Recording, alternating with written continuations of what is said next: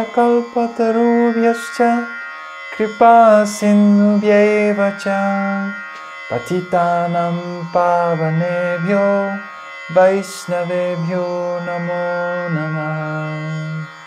Jai Shri Krishna Chaitanya Prabhu Nityananda Shri Advaita Gadadhar Shri Vasari Gaura Bhakta Vrinda.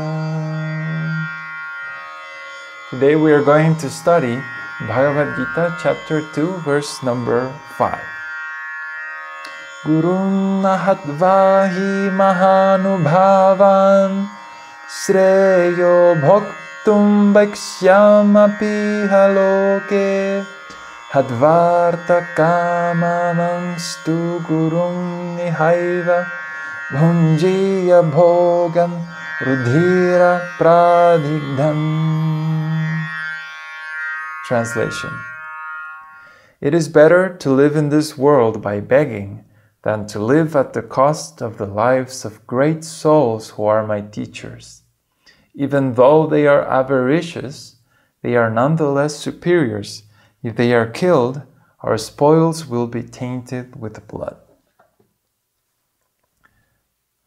And this is the second chapter of Bhagavad-gītā, and this is Arjuna speaking. There are two main characters, Krishna and Arjuna. So Arjuna is, they are in the middle of this battlefield. It's a world war 5,000 years ago. And when Arjuna goes to the battlefield, he didn't know exactly who would be on the opposing army. But when he sees that the enemy, the opposing army, is composed of their relatives and his teachers, he was completely astonished that, how am I going to kill my own family? This is not very nice. So he becomes bewildered. And this is one of the wonderful features of Bhagavad-gītā, that it begins in this very dramatic, very difficult situation in which it's very difficult to make a choice. This is the same experience that we have in this world.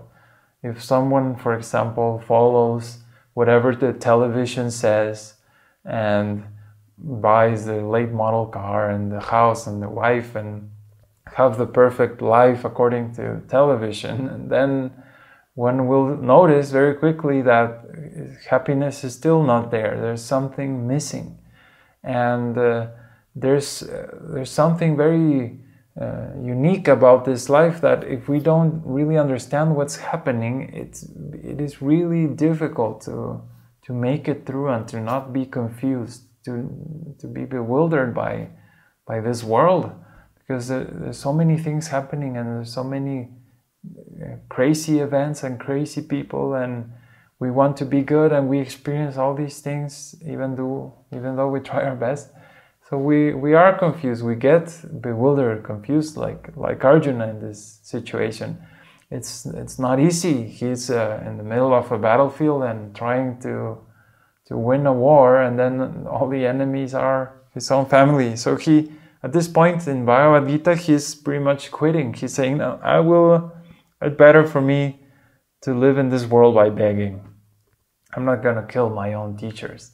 And then on verse number 6, he says, nor do we know which is better, conquering them or being conquered by them. The sons of Dhritarashtra, whom if we killed, we should not care to live, are now standing before us on this battlefield. So he's saying, even if I kill them and I win this war, then who am I going to celebrate? All my family members who are dear, are my teachers, my uncles, they're on the other side. So what is better, if I win or I lose? Then I better become a beggar.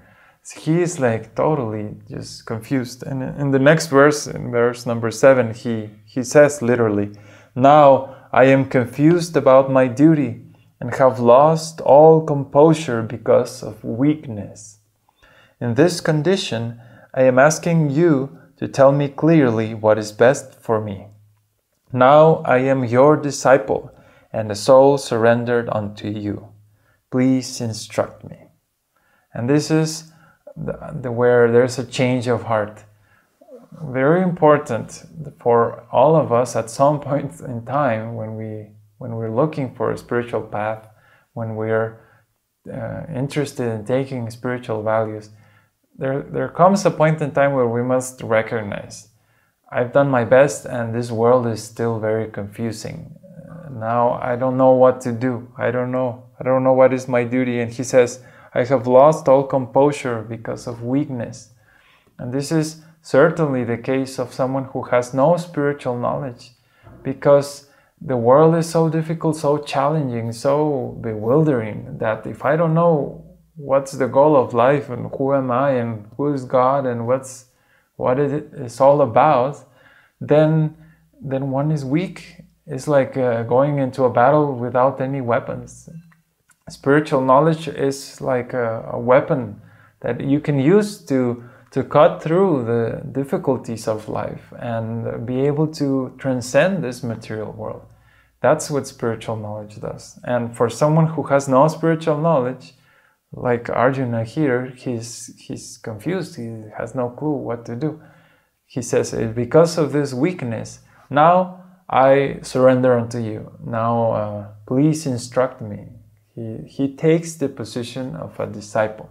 And this is very, very important according to the Vedic way.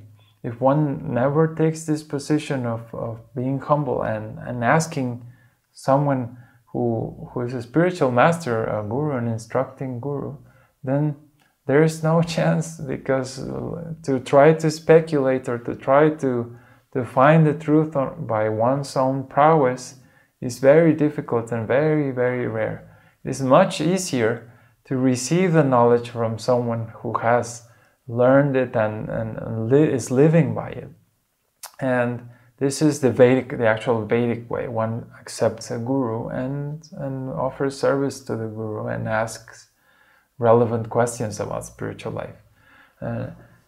This is the change of heart, as I was saying. And then Krishna, who is with Arjuna in this opposing army, he starts to deliver spiritual knowledge.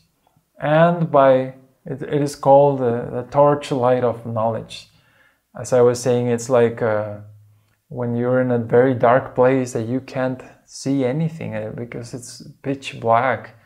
If you have a torchlight, then you can use that tool to see what's going on and where you can go, how can you get out of that darkness.